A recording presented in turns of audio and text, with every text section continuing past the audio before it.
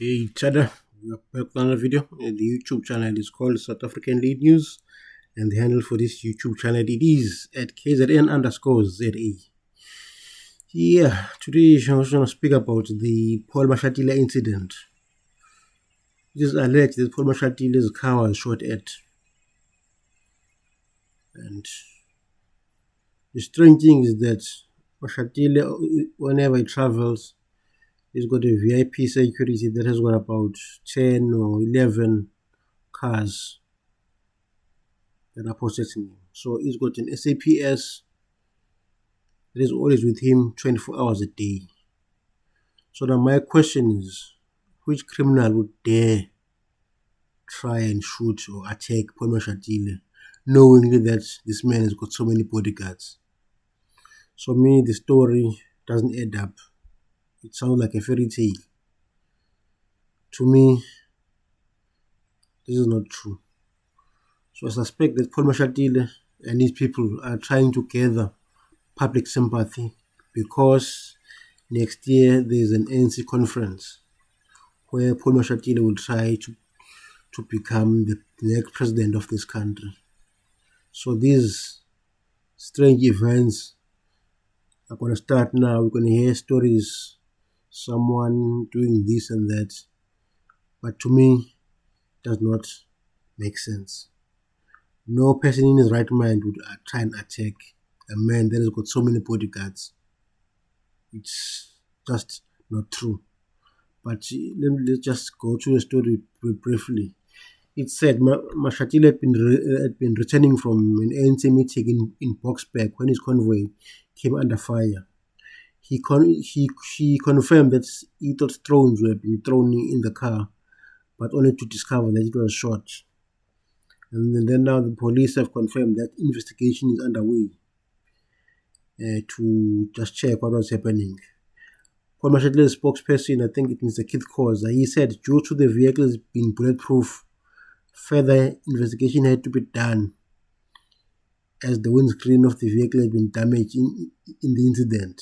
No suspects had been arrested so far. Khoza said they initially kept quiet about the matter before the investigation began. They did not want to cause any alarm. Keith Khoza said he would not be drawn into speculation whether it was foul play or just nothing. He said, however, details will be released once the police have done the investigation. The strange thing is that Paul Mashatile has police entourage with him 24 hours a day. So my question is, why didn't those police chase down the criminal that apparently shot at Mashatile's car? Because it would have taken one of those vehicles to chase after that car, but it never happened. And then secondly, I'm interested to see the surveillances in the area because in Boksburg there are cameras all over, so someone somewhere saw something. So I challenge people are in that area to show some clips. I'm sure they've got something. They must hand it over to the SAPC. If Paul Mashatile was indeed attacked, I will humbly apologize. But as things stands, inganekwane yodwa le phela. Bathi lo muntu lo imoto yakhe bayidubula. Ekuqaleni becabanga ukuthi okay amatshe nje ebebathi kujela emotweni yakhe. Uqiqe later on hayibo inhlavu phela le shaya iwind bathuka abantu. But manje indaba bamsukelanga lo muntu or lawo bantu laba abazame ukudubula because uMashatile uhlezi ehamba namaphoyisa amgadayo 24/7. So ukufana imoto eyi-1 yalawo isuke leso sigebengu ibone ukuthi okay ubani lo muntu lo. Mina ngiyasola lento ayenzekanga. uMashatile nabantu bakhe bafuna ukudatshukelwa ngoba ngonyaka ozayo kuzoba khona inkonfa ye-ANC lapho kuzokhethwa khona umongameli omusha ozo-replace-a uCyril Ramaphosa.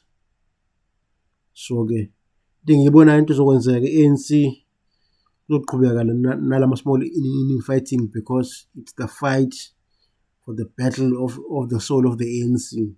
Bazolwa labantu. Ever since 2009 we've seen ukuthi i-ANC mase kuzoba khona inkomfa kuba khona nje ukulwa ukuxoxisana ndawo zonke. If uyakhumbula khona futhi lo uMashatile, I think kwakunini nje i-last year wathi kukhona owazama ukumphoyizena. So uyabona ukuthi Mashatile nje yabona yena unetori yena nje, there's always someone after him. So I think he's trying to plant a seed in our heads ukuthi okay abafuni ukuthi abe umongameli. Kodwa-ke into elula iyodwa, amaphoyisa lawo awaphenyi. Ngine-sure kukhona amakhamera lapho kwi-vicinity yalapho e-Boksburg ngoba kuthiwa ubehamba ngalapho. And enye into ethusayo, i-ANC i-statement akasikhiphi eshoyo ukuthi okay lento yenzekile or ayenzekanga. Kuthule nje kuthe cwaka.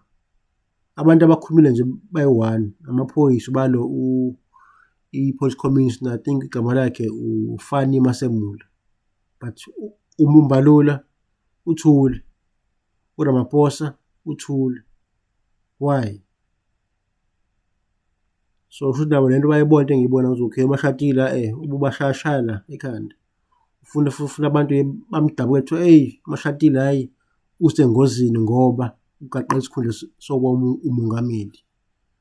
Siyayibona i-ANC ukuthi hhayi ngeke le midlalo yayo iyabheda. Into engabe yayenza i-ANC consolidate ama-voters ukuze ivuke, ngoba uyakhumbula ukuthi in the last elections ayenzanga kahle.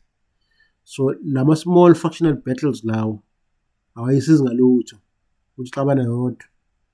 Into efangayenza iyabumbana, iyabuyela kumphakathi or kubavoti, ikhulume ukuthi okay next local government elections sizokwenza ukuthi.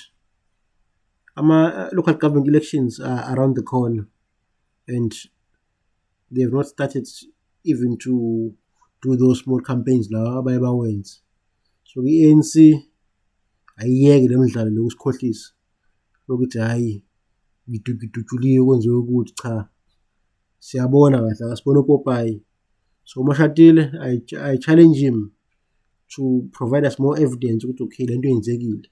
Engithi if one of us is short, we are required to show proof and so on and so on. So naye-ke akavula icala e-police station lento iphenywe, but angikholwa ukuthi khona into abazoyithola. But anyway ngiyabonga for ukubuka igama le channel South African Late News.